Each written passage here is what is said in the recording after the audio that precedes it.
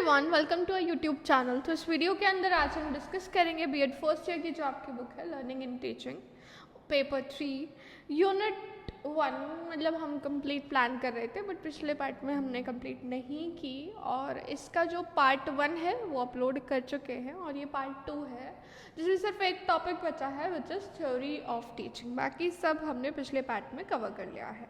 तो पिछला पार्ट अगर आपको देखना है तो आप प्लेलिस्ट सेक्शन में जाकर यूनिट 1 का पिछला पार्ट और बाकी की यूनिट्स भी आप उस प्लेलिस्ट में कवर कर सकते हैं, इजीली एक्सेस कर सकते हैं। और अगर आपको वीडियो पसंद आती है तो फिर आप इसे शेयर भी कर सकते हैं अपने फ्रेंड्स के साथ, क्योंकि शेयरिंग इज़ केयरिंग। तो आगे बढ़ते हैं और समझते हैं इस टॉपिक के बारे में। ये टॉपिक क्या है, देखिए हमने पिछली वीडियो के अंदर पढ़ा था टीचिंग क्या होता है, लेवल्स क्या होते हैं टीचिंग के अंदर, टीचिंग किस तरह लर्निंग को इन्हांस करती है। अब हम पढ़ेंगे थ्योरीज ऑफ टीचिंग। सबसे पहले थ्योरी का मतलब क्या होता है। देखिए थ्योरी का मतलब है एक किसी भी चीज़ के बारे में अपने व्यूज़ बहुत सारे एक्सप्रेस करना। इसमें आपके सारे फैक्ट्स इंक्लूडेड होते हैं, इसके अंदर आपकी एक्सप्लेनेशन होती है, बिल्कुल डिटेल्ड एक्सप्लेनेशन जब आप कहते हैं ना, उसको हम थ्योरी कहते हैं। क्लियर। हम हर साइंस में थ्योरी की बात करते हैं, सोशल स्टडीज़ में थ्योरी की बात करते हैं। तो theory is something which is connected to the explanation part और आप इसे डिटेल्ड एक्सप्लेनेशन कह सकते हैं। ठीक है। तो थ्योरी एक हाइपोथेसिस की तरह नहीं होती। हाइपोथेसिस होता है कोई आपने स्टेटमेंट दे दी, वो स्टेटमेंट का अभी टेस्ट भी नहीं हुआ कि दैट इज़ करेक्ट स्टेटमेंट और नॉट, तो हाइपोथेसिस नहीं है एक थ्योरी।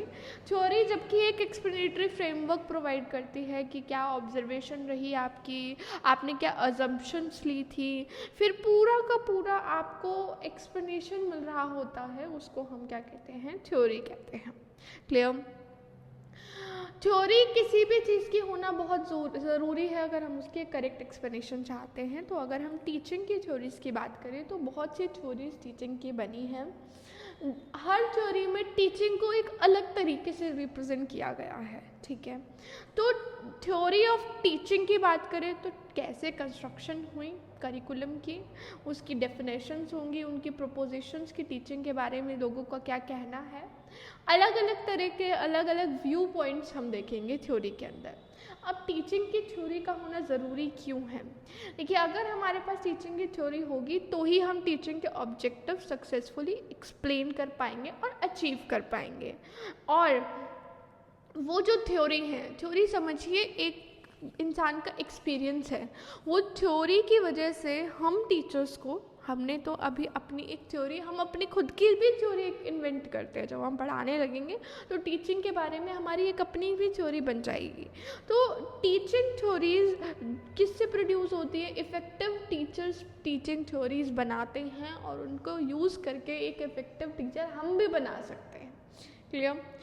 और टीचिंग थ्योरी क्या करती हैं, टीचिंग और लर्निंग में रिलेशनशिप हमें समझाती हैं और किस तरह टीचिंग को इम्प्रूव करके हम लर्निंग को इम्प्रूव कर सकते हैं वो हमें पता चलता है। प्यूपिल टीचर का क्या कनेक्शन होना चाहिए वो हमें पता चलता है। अब डिफरेंट तरह की जो थ्योरीज़ हैं वो हमारी रहेंगी इस वीडियो के अंदर।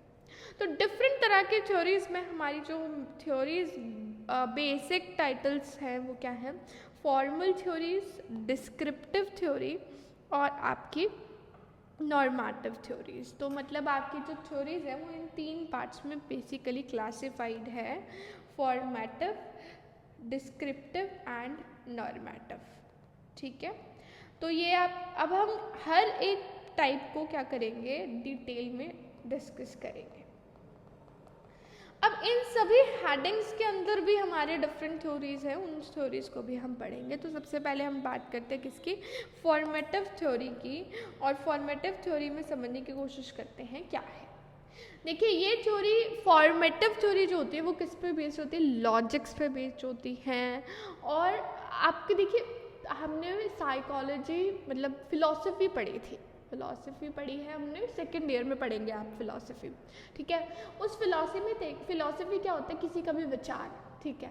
जब कोई अपना विचार रखता है तो उसके कुछ थॉट्स होते हैं, उसके अकॉर्डिंग कुछ ट्रुथ होता है, उसके अकॉर्डिंग कोई चीज़ें, जैसे आपकी कुछ खुद की कुछ फ़िलॉसफी है, हर एक इंसान की अपनी एक फ़िलॉसफी होती है। जैसे मेरे लिए, मैं आइडियाज़ में बिलीव करती हूँ, या फिर मैं भक्ति में बिलीव करती हूँ, मैं भगवान में बिलीव करती हूँ, मैं इन सब चीज़ों पर बिलीव करती हूँ, या फिर मैं आइडियाज़ पे, थॉट्स पे बिलीव करती हूँ, साइंटिफिक साइड पर ज़्यादा हूँ। तो ये सबके अलग अलग थॉट प्रोसेस होते हैं, और उन्हीं थॉट प्रोसेस के बेसिस पर सबकी थ्योरीज जो हैं वो डिफरेंट होती है। अगर मान लीजिए मैं एक आइडियोलॉजिकल पर्सन, लाइक मैं आइडियाज़ को फॉलो करती हूँ, मैं थॉट्स को फॉलो करती हूँ, तो मेरे माइंड में क्या होगा कि भाई बच्चों को उसी तरीके से पढ़ाना है। अगर मैं नेचुरलिस्टिक हूँ, अलग अलग होते हैं, जो फिलोसफर होते हैं वो आइडियलिस्टिक होते हैं, नेचुरलिस्ट होते हैं। नेचुरलिस्ट हूँ, नेचर पे बिलीव करती हूँ, तो मैं क्या करूँगी, अपने करिकुलम को, अपनी थ्योरी को इस तरह बनाऊँगी कि मैं एक्सपेरिमेंट बेस्ड लर्निंग ज़्यादा करवाऊँ। तो इस बेसिस पर अलग अलग व्यू पॉइंट्स हमारे निकल कर आते हैं। तो फॉर्मल टीचिंग लॉजिक्स पे बेस्ड होती है, कुछ मेटाफिजिकल और कुछ एपिस्टेमोलॉजिकल अजम्पशंस पे बेस्ड होती है। और ये मेटाफिजिकल और एपिस्टेमोलॉजिकल, मैंने आपको यही बताया, मेटाफिजिकल मतलब आप, ये फिलॉसफी की टर्म्स है। फिलॉसफी में क्या चीज़ आपके लिए सच है उस पर डिपेंड करता है कि आप किस तरह की थ्योरी देने वाले हैं। तो पहली थ्योरी हम डिस्कस करते हैं, जिसको हम किसके नाम से जानते हैं, म्यूटिक थ्योरी। इस थ्योरी के अकॉर्डिंग जो टीचिंग प्रोसेस है वो क्या करता है, इट हेल्प्स टू रिकलेक्ट और अनफोल्ड द नॉलेज को दोबारा कलेक्ट करना, उसको अनफोल्ड करने में हमारी मदद करता है। और ये कैसे हो सकता है, क्वेश्चनिंग करके, डिफरेंट टेक्निक्स का यूज़ करके, है ना। मतलब बच्चे के पास नॉलेज जो है वो उसके अनकॉन्शियस माइंड में जाकर थोड़ी थोड़ी स्टोर हो रही है। और इस थ्योरी का मेन फोकस होता है सेल्फ रियलाइजेशन, कि भाई नॉलेज आने के बाद बच्चा खुद को समझ पाए, इसका मेन है। और इस देखिए, सेल्फ रियलाइजेशन की बात कर रहे हैं, नॉलेज की बात कर रहे हैं, तो इसका जो मेन, ये किस चीज़ को मेनली एक्सेप्ट करती है कि भाई हेरिडिटी का बहुत इंपॉर्टेंट रोल होता है टीचिंग के अंदर, लर्निंग के अंदर, इन सब चीज़ों में। क्लियर। तो म्यूटिक थ्योरी में क्या है, इसमें नॉलेज कलेक्ट की जाती है, इंफॉर्मेशन कलेक्ट की जाती है, एंड देन उसे प्रोसेस किया जाता है और अनकॉन्शियस माइंड में स्टोर किया जाता है। कम्युनिकेशन थ्योरी की अगर हम बात करें, तो टीचिंग में जो कम्युनिकेशन थ्योरी है ये कुछ अजम्पशंस पे बेस्ड है। ये कुछ चीज़ें मान के चलती है, प्री अज्यूम कि भाई ये चीज़ें तो होंगी ही होंगी अगर हम टीचिंग के अंदर जा रहे हैं, कि भाई हम मान के चलते हैं कोई टीचर टीच करने जा रहा है तो उसके पास पूरी नॉलेज होगी। ये कम्युनिकेशन थ्योरी मान के चलती है कि teacher possesses all the knowledge, और स्टूडेंट के पास उस नॉलेज जो टीचर देना चाहती है उसकी कोई इन्फॉर्मेशन नहीं है, जबकि ऐसी assumptions नॉर्मली नहीं होती।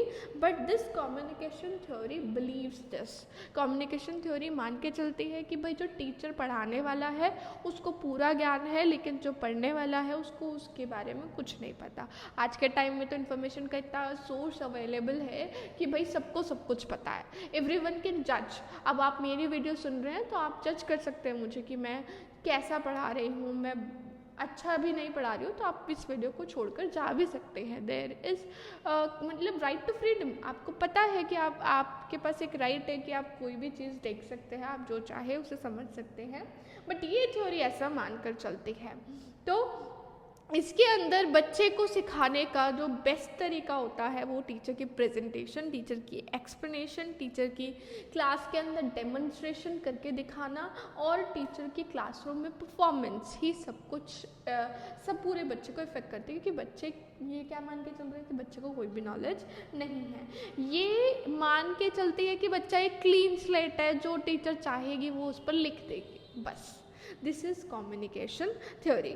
आगे बात करते हैं माउल्डिंग थ्योरी। नाम से ही पता चल रहा है आप माउल्ड कर सकते हो, जैसे कि एक घड़े को उसका आकार दिया जाता है कुम्हार के द्वारा, वैसे ही माउल्डिंग थ्योरी क्या है, माउल्डिंग थ्योरी जॉन डेवे ने दी, and it is confined to impart knowledge to the learners. ये क्या करती है, नॉलेज मतलब बच्चों के माइंड को शेप करना है, हमें उनके बिहेवियर को माउल्ड करना है, उनके बिहेवियर को शेप करना है, जैसा हम चाहते हैं उस सांचे में उनको ढालना है। माउल्ड करना मतलब ढाल देना अपने तरीके से। तो इसकी बेसिक असम्पशन है कि ह्यूमन का जो नेचर होता है, ह्यूमन की जो पर्सनालिटी होती है वो बनती है, उसको शेप किया जा सकता है, उसको उसके एनवायरनमेंट के अकॉर्डिंग चेंज भी किया जा सकता है। तो इसकी माउल्डिंग थ्योरी की मेन असम्पशन ये है। फिर बात करते हैं म्यूचुअल इंक्वायरी थ्योरी की।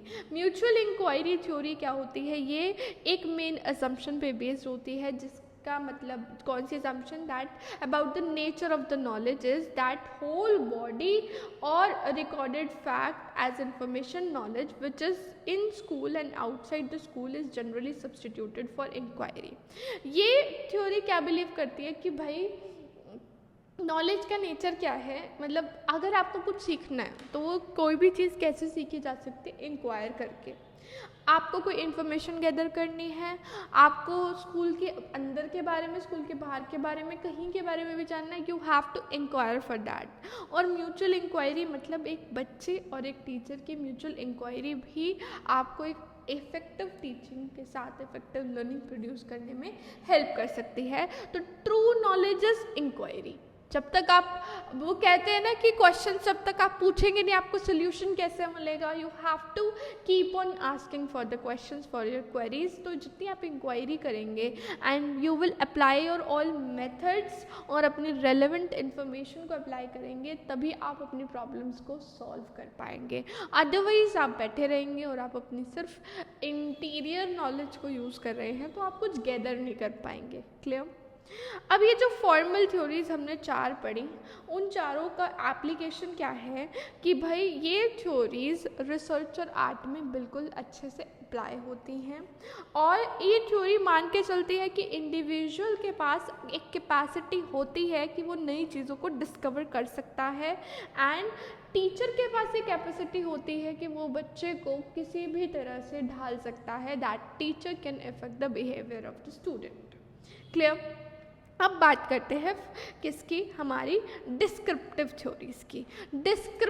डिस्क्रिप्शन नाम से कुछ पता चल रहा होगा, it is based on certain propositions. Propositions are the statements and certain observations. कुछ ऑब्जर्वेशंस पर बेस्ड है ये डिस्क्रिप्टिव थ्योरी।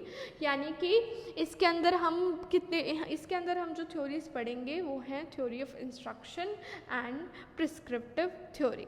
ठीक है, पहले हम आते हैं थ्योरी ऑफ इंस्ट्रक्शन पे। देखिए, थ्योरी ऑफ इंस्ट्रक्शन की अगर बात करें तो इसमें क्या है, कुछ प्रपोजिशंस हैं, कुछ रिलेशनशिप्स हैं, मतलब एजुकेशन में क्या चीज़ है, उसके आउटकम्स क्या मिलेंगे, और लर्नर किन को एक्सपोज करने वाला है, कौन से इन्वायरमेंट को एक्सपोज करने वाला है, सब चीज़ों को मिलाकर। अब इसके अंदर हमारी पहली आती है थ्योरी ऑफ इंस्ट्रक्शन, और थ्योरी ऑफ इंस्ट्रक्शन में भी हमारी आती है गैगनेज हायरार्किकल थ्योरी ऑफ इंस्ट्रक्शन। अब हायरार्किकल का मतलब क्या होता है, किसी भी चीज़ की हायरार्की मतलब एक नीचे से ऊपर स्टार्ट करना। भाई कहीं भी आपको ऊपर चढ़ना है तो आप एकदम ऊपर जाके छलांग नहीं मारेंगे, तो आप धीरे धीरे चीज़ों को सिखाएंगे। बच्चे को पैदा होते ही तो आप उसको मैथमेटिक्स की अलजेब्रा नहीं सिखा दोगे। तो धीरे धीरे जब हम चीज़ों को सिखाते हैं तो भाई इंस्ट्रक्शन की जो हायरार्की है वो गैगनेज ने दी। इन्होंने कहा कि इंस्ट्रक्शन जब एक बच्चे को दी जाती है कुछ सिखाने के लिए तो क्या फॉलो होता है, एक हायरार्की फॉलो होती है, नीचे से ऊपर की तरफ हम जाते हैं। अब वो नीचे से ऊपर की तरफ किस तरह जाते हैं, गैगने ने शुरुआत की इससे कि भाई जब बच्चा पैदा होता है, तो हम तब की बात करें तो बच्चा किससे सीख रहा होता है, सिग्नल लर्निंग से सीख रहा होता है। ठीक है, सिग्नल लर्निंग मतलब आप समझते ही हैं कि भाई सिग्नल्स के थ्रू सीखना। आप बच्चे का कुछ उसको देखिए कोई उसे लैंग्वेज तो आती नहीं है, तो जब उसे लैंग्वेज आती ही नहीं तो आप लैंग्वेज के थ्रू उसे कुछ सिखा भी नहीं पाओगे। तो सिग्नल्स के थ्रू सीखेगा, जैसा आप करोगे वैसा करेगा। आप उसे सिग्नल दोगे कम इधर आ जाओ, तो वो आपके इधर आ जाओ को नहीं समझ रहा है, वो आपके इशारों को समझ रहा है। तो धीरे धीरे उसे सिग्नल्स अंडरस्टैंडिंग समझ में आती है। स्टिमुलस रिस्पॉन्स से बच्चा सीखना शुरू करता है। एज बढ़ती जाती है तो ये हायरार्की आगे बढ़ती जाती है, कि आप समझिएगा यहाँ पर ये हायरार्की वर्ड ही इसलिए बताया है कि भाई ये बिल्कुल ऑर्डर में चलेंगे, इसमें ऐसा नहीं है कि किसी चीज़ को आप पहले और किसी को बाद में यूज़ कर लो। क्लियर? तो स्टिमुलस रिस्पॉन्स, फिर बच्चा धीरे धीरे क्या करता है, चेंजेस को रिस्पॉन्ड करना शुरू करता है। लाइक बच्चे ने डॉग को देखा, देखकर भागा, वो चेंजेस को रिस्पॉन्ड कर रहा है। गर्म चीज़ को हाथ लगाया, हाथ हटा लिया, अब उसे पता है आगे उस गर्म चीज़ पर हाथ नहीं रखना, उसने ये सीख लिया है। तो इस तरह गैग्नी कहते हैं कि पहले बच्चे ने सिग्नल्स के थ्रू सीखा, फिर स्टिमुलस रिस्पॉन्स के थ्रू, फिर चेनिंग के थ्रू सीखा। चेनिंग मतलब जैसे देखते जा रहे हैं वैसा करते जा रहे हैं। देन वर्बल एसोसिएशन, फिर वो बोलना शुरू करता है, बोलना का समझता है। और उसके बाद आते हैं मल्टीपल डिस्क्रिमिनेशन, बहुत सी अलग अलग चीज़ें देखता है, उनमें कन्फ्यूजन आती है, फिर वो नया कुछ सीखता है और उससे वो अपना एक कंसेप्ट तैयार करता है। तो इस तरह बच्चा बड़ा होते होते अपने कंसेप्ट लर्निंग पर आ जाता है। Then the child understand his और हर रोल, कि उसका रोल क्या है, और उसके बाद वो प्रॉब्लम सॉल्व करने की कैपेसिटी रखता है। क्लियर? और इन सभी को, अगर हम इन सभी स्टेप्स को बात करें तो इससे आप मतलब इसमें टीचर को अपने सारे इंटेलेक्चुअल स्किल्स का यूज़ करना होगा, और टीचर अपनी एक तरह से इसकी लर्निंग आउटकम क्या है? लर्निंग आउटकम ये है कि बच्चा वर्बल इन्फॉर्मेशन ले पा रहा है, बच्चे का एटीट्यूड में चेंज आएगा, बच्चे के मोटर स्किल्स डेवलप होंगे, बच्चे की कॉग्निटिव माइंड डेवलप होगा, वो और अच्छे से सोचने लगेगा चीज़ों के बारे में, उसके इंटेलेक्चुअल स्किल्स का डेवलपमेंट होगा और वर्बली स्ट्रांग होगा। तो ये सब चीज़ें तभी होंगी जब एक लेवल के साथ साथ चीज़ें बढ़ाई जाए। तो गैग्ने एम्फोसाइज करते हैं कि थ्योरी ऑफ इंस्ट्रक्शन इसी हायरार्किकल स्ट्रक्चर में ही होनी चाहिए, कि what goes on inside the learner's mind during teaching learning process may be termed as internal events. और इस टीचिंग लर्निंग प्रोसेस में बच्चे के माइंड में जो चल रहा है उसको हम इंटरनल इवेंट कहते हैं, और ये हमारी प्लानिंग में बहुत हेल्प करते हैं, क्योंकि जब हमने कुछ पढ़ाया बच्चे को, उसमें उसके थॉट प्रोसेस क्या चल रहा था हमें वो देखना और समझना होता है, उसी के बेसिस पे हमारी नेक्स्ट क्लास होती है। क्लियर? उसके बाद हम बात करते हैं डिस्क्रिप्टिव थ्योरी के अंदर ही एटकिंसन्स डिसीजन थ्योरेटिकल एनालिसिस के बारे में। ठीक है, ये हमारा सेकंड पार्ट है किसका? आपके डिस्क्रिप्टिव थ्योरी का। अगर हम बात करें एटकिंसन्स डिसीजन थ्योरेटिक एनालिसिस के बारे में, तो एटकिंसन ने एक इंस्ट्रक्शनल प्लान दिया, क्योंकि भाई हम यहाँ पर किसकी बात कर रहे हैं? डिस्क्रिप्टिव थ्योरीज की, जो कि थ्योरीज रिलेटेड होती हैं इंस्ट्रक्शन से। गैग्ने ने बोला भाई एक हायरार्की में इंस्ट्रक्शन दी जानी चाहिए, और हम आप बात करें एटकिंसन्स की, तो उन्होंने एक इंस्ट्रक्शन प्लान दिया, और उनका इंटरेस्ट किस में था ज़्यादा? मैथमेटिकल लर्निंग के अंदर। तो उन्होंने उनका जो प्लान रेडी किया वो उसी के बेस पर किया, एंड वो मैथमेटिक लर्निंग थ्योरी जिसको कंप्यूटर पे अप्लाई किया जा सकता है। तो उन्होंने क्या स्ट्रैटेजी लगाई? उन्होंने तैयार किया एक मॉडल ऑफ लर्निंग प्रोसेस, और उन्होंने कहा कि भाई हर प्रोसेस के अंदर, उन्होंने कहा 4 कैरेक्टरिस्टिक ज़रूर होनी चाहिए किसी भी इंस्ट्रक्शनल स्ट्रैटेजी में। जब हम इंस्ट्रक्शन देते हैं हमारे माइंड में एक प्लान होता है, हम ऐसे इंस्ट्रक्शन देंगे क्लासरूम में जाकर, तो वो इंस्ट्रक्शन स्ट्रैटेजी ये 4 चीज़ें ज़रूर इंक्लूड करें। क्या? Model of learning process. पूरे लर्निंग प्रोसेस का एक मॉडल, एक चिट्ठा आपके दिमाग में होना चाहिए। भाई मैंने कोई आज टॉपिक कराना है, तो उसके बाद उस पूरे के पूरे चैप्टर का एक चिट्ठा आपके ब्रेन में है। अगर आपका वो नहीं है तो ये आपके इंस्ट्रक्शंस एक यूज़फुल इंस्ट्रक्शन की तरह काम नहीं करेंगे, क्योंकि आपको पता ही नहीं होगा कि आप अगली इंस्ट्रक्शन में क्या कहने वाले हैं।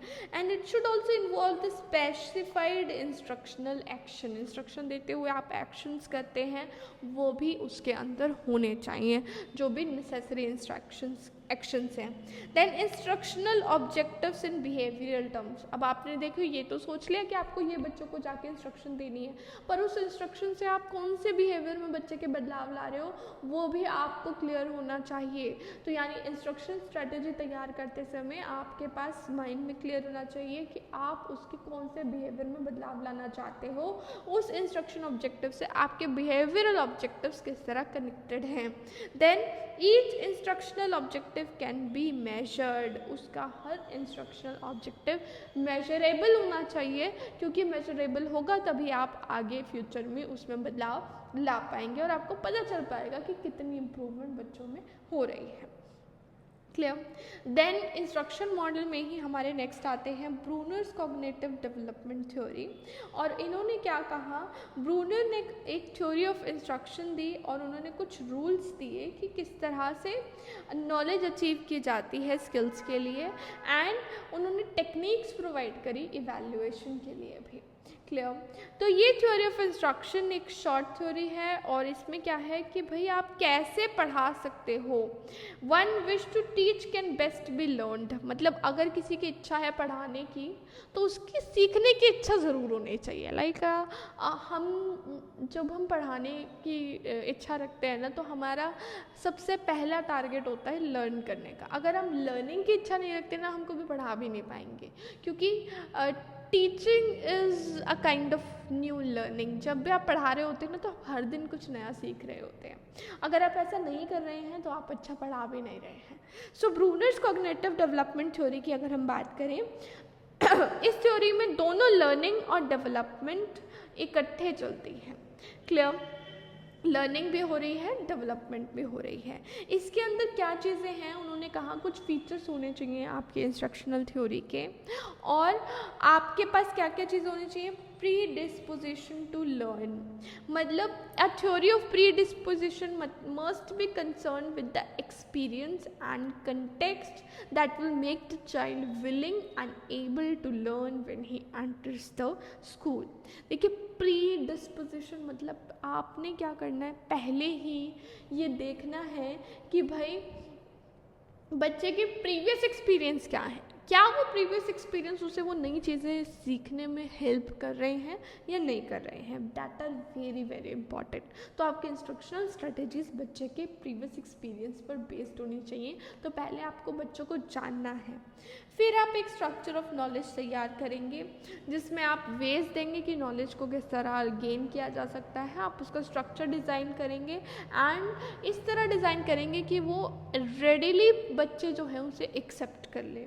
Then comes the sequence of instruction. वो कहते हैं कि इंस्ट्रक्शन का एक पर्टिकुलर सीक्वेंस होना चाहिए, क्योंकि सीक्वेंस बहुत इफ़ेक्टिवली आपकी बात को सामने वाले तक पहुंचा सकता है। अगर आप अरेंज्ड वे में नहीं बातों को बोलेंगे तो सामने वाले को समझ में भी नहीं आएंगी। And the last but not the least which is the most important, reinforcement होना बहुत ज़रूरी है। बच्चे को कॉन्टिन्यूसली क्या, बच्चे का नेचर ही ऐसा होता है, उसे आप रिवॉर्ड दो, उसको आप एक्सट्रिंसिक रिवॉर्ड्स देंगे ना तो बच्चा मोटिवेट होगा पढ़ने के लिए। तो ये बहुत ज़्यादा ज़रूरी है। क्लियर। अब बात करते हैं प्रिस्क्रिप्टिव थ्योरी की। भाई जो हमारी प्रिस्क्रिप्टिव थ्योरी है उसके अंदर आता है आपके 3 फेज। ठीक है, अब उसको समझते हैं। इसमें एफर्ट किसने लगाया, ई स्टोन्स ने और मॉरिस ने। इन्होंने एक्सप्लेन किया नेचर ऑफ टीचिंग को 3 फेज़ के अंदर। पहले फेज़ में क्या आता है, टीचर का एनालिसिस करना। मतलब टीचिंग, देखिए टीचर का काम है पहले सारी प्रॉब्लम का एनालिसिस करना, क्लासरूम में प्रॉब्लम्स क्या क्या है, क्योंकि पहले तो भाई क्लासरूम प्रॉब्लम से सॉल्व नहीं होंगी ना, तो फिर बच्चे को आप अच्छे से नहीं पढ़ा पाएंगे। तो टीचिंग में जो भी प्रॉब्लम्स आ रही हैं पहले उनका एनालाइज करना टीचिंग की जॉब रहती है। मतलब टीचिंग होने से पहले, शुरुआत करने से पहले आपको एनालाइज कर लेना है भैया इसमें क्या क्या प्रॉब्लम्स आ सकती हैं और उन प्रॉब्लम्स को आप किस किस तरीके से दूर कर सकते हो। So that is kind of analysis. फिर टीचर का काम है डिसीजन लेना। अब डिसीजन किस बारे में लेगा, भाई क्या चीज़ वेरिएबल है क्लासरूम के अंदर जो बदलती रहती हैं। और आप उनके अकॉर्डिंग अपनी स्ट्रेटजीज में क्या बदलाव ला सकते हो, अपनी प्रॉब्लम को किस तरह सॉल्व कर सकते हो। और फिर आपका आता है इवैल्यूएशन। जब आपकी प्रॉब्लम सॉल्व हो जाएंगे, आपने डिसीजन ले लिया, इंस्ट्रक्शन देने का इंस्ट्रक्शन दे दी, तो अब आपका लास्ट स्टेप आता है इवैल्यूएशन। इसमें इफेक्टिवली आपको इवैल्यूएट करना है ताकि आप जान पाएँ आपका कितना सिखाया बच्चा सीख पाया है। क्लियर। अब हम बात करते हैं हमारी तीसरी हेडिंग की, which is the normative theories. हमारी 3 थ्योरीज थी ना, formative, descriptive and normative. Formative के ये 4 पार्ट्स हो गए। डिस्क्रिप्टिव में हमने गैगने की पढ़ी, फिर हमने एटकिंसन्स की पढ़ी, फिर ब्रूनर की पढ़ी, और फिर हमने प्रिस्क्रिप्टिव थ्योरी पढ़ी। अब हम बात कर रहे हैं नॉर्मेटिव थ्योरी की। भाई जो नॉर्मेटिव, नॉर्म का मतलब होता है कुछ रूल्स, ठीक है। इसके अंदर अब भाई मैं नॉर्मेटिव थ्योरी की बात करूँ तो इसमें भी हमारी कई थ्योरीज आएंगी। नॉर्मेटिव थ्योरी में पहली थ्योरी है हमारी कॉग्निटिव थ्योरी। क्लियर। अब नॉर्म मतलब होता है रूल्स, और कॉग्निटिव थ्योरी किसने दी थी? N.L. गेग ने दी थी, ठीक है। और इस थ्योरी में one theory of teaching can not be one theory of teaching. मतलब देखिए, आप ये समझिए, आप किसी भी एक थ्योरी का यूज़ करके कभी भी पढ़ा नहीं सकते। आपकी खुद की अपनी एक अलग थ्योरी होगी, आप सबके सुनते भी होंगे, करते अपने मन के होंगे, और वो मन में क्या होता होगा, आपका सबका मिक्सचर होता होगा। तो कोई एक थ्योरी, ये कहते हैं कॉग्निटिव थ्योरी ऑफ टीचिंग, कहते हैं कि भाई कोई एक थ्योरी आपको कभी भी टीचिंग में इफेक्टिव नहीं बना सकती। एंड एक थ्योरी हमारी एजुकेशन का पर्पस ही सॉल्व नहीं कर सकती, कोई भी एक थ्योरी। बिल्कुल सही कह रहे हैं ये। अभी तक हमने जितनी भी थ्योरी पढ़ी, उन हर थ्योरी में इससे मिक्सचर ले रहे हैं आप जब पढ़ा रहे हैं। तो ये नहीं है कि आप किसी एक स्पेसिफिक थ्योरी को फॉलो कर रहे हैं, क्योंकि एक स्पेसिफिक थ्योरी किसी के पर्पस को सॉल्व कर ही नहीं सकती। और एजम्पशन क्या है भैया, क्योंकि देखिए क्या क्या चीज़ें अफेक्ट करती हैं टीचिंग में, टीचिंग की एक्टिविटीज़, टीचर क्या एक्टिविटीज़ कर रहा है, क्योंकि टीचर को बहुत से मल्टीपल रोल्स प्ले करने होते हैं, और वो टीचर के रोल्स बहुत ज़्यादा इम्पॉर्टेंट होते हैं, क्योंकि वही बच्चे को कुछ सिखा रहे हैं। वो एडवाइज़र भी है, वो काउंसलर भी है। पता है बच्चों को टीचर पे इतना भरोसा होता है ना कि हर चीज़ टीचर से पूछ सकते हैं। तो वो मोटिवेटर भी हैं, वो डेमोन्स्ट्रेटर भी हैं, वो करिकुलम प्लानर भी हैं, और वो आपके इवैल्यूएटर भी हैं। तो टीचर कितने सारे रोल अदा कर रहा है। तो टीचर की ये खास बात, टीचर के अंदर वो एटीट्यूड, वो जज्बा होना चाहिए कि वो इन सब के रोल्स एक अच्छी तरीके से अदा कर पाए। फिर then comes is your types of educational objective. पहले तो आपकी टीचर की एक्टिविटीज़ क्या क्या हैं, आपको समझ में आ गया टीचर के क्या क्या रोल हैं।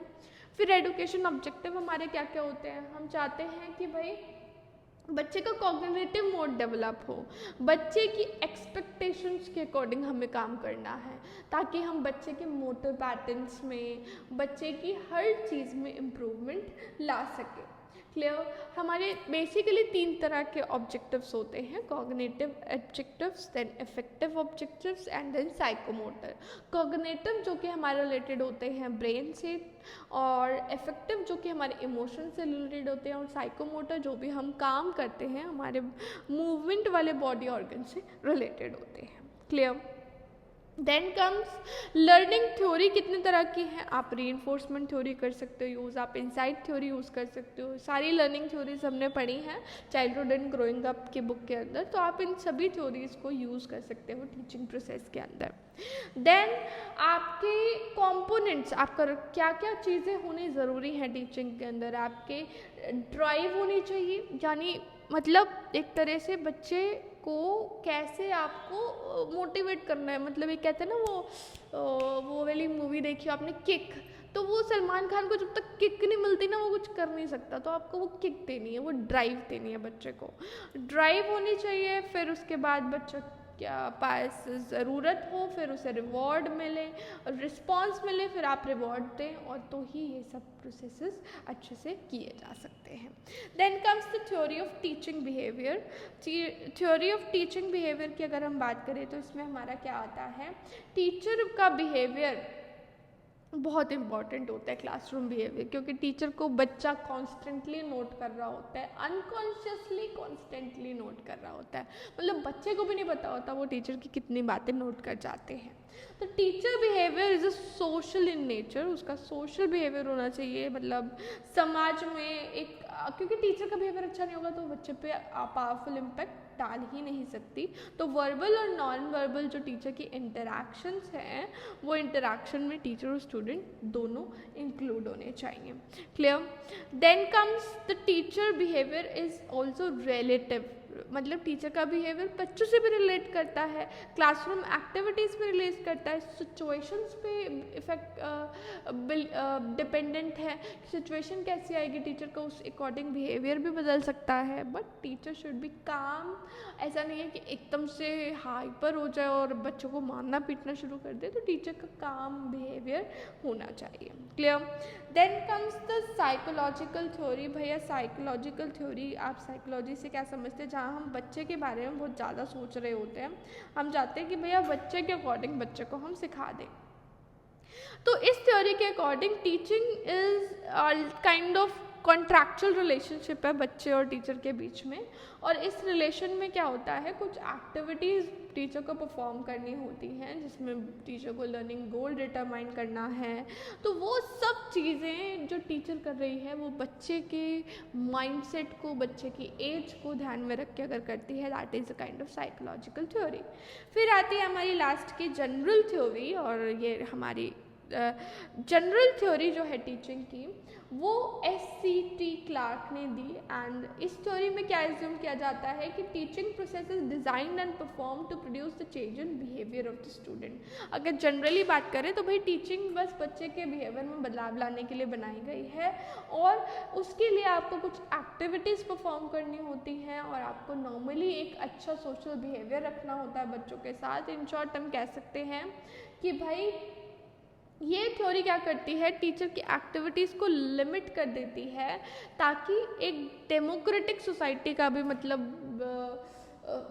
उसकी बात भी सच हो सके कि बच्चों को भी पूरा राइट मिले अपने व्यूज़ एक्सप्रेस करने का, और अब टीचर की बातों को कौन सा को एक्सेप्ट करना कि नहीं रिजेक्ट करना है, उस चीज़ का सबका उनको हक मिले। क्लियर?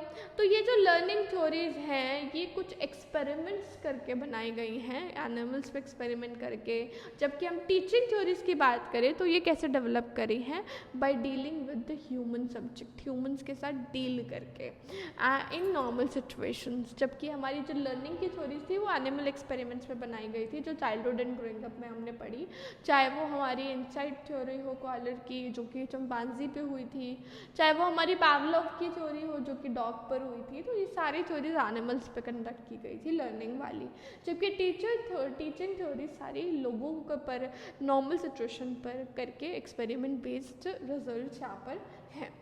क्लियर? तो इसी के साथ ये जो आपकी यूनिट 1 है वो कंप्लीट होती है। आपके लिए ये स्पेशली जल्दीबाजी में बनाई गई वीडियो है, आपको अलग अलग पार्ट्स भी आगे मिलेंगे, बट अभी के लिए आपके एग्ज़ाम्स हैं। All the best for your exam, and once again this video specially for mister Anupam जिन्होंने मैसेज किया था लास्ट वीडियो में। I announce the name, I announce the incorrect name. तो अगर आपको वीडियो अच्छी लगती है और अगर आपको वीडियो पसंद आती है और आपको एग्ज़ाम पॉइंट ऑफ व्यू से यूज़फुल लगती है, then do share it with your friends and like the video, subscribe to our channel and also press the bell icon to get instant notification, because यही हमारे लिए आपका motivation है और यही आपका सपोर्ट है। So support us in any way you can, और इसी के लिए थैंक यू। मिलेंगे नेक्स्ट वीडियो में, तब तक के लिए बाय बाय, टेक केयर।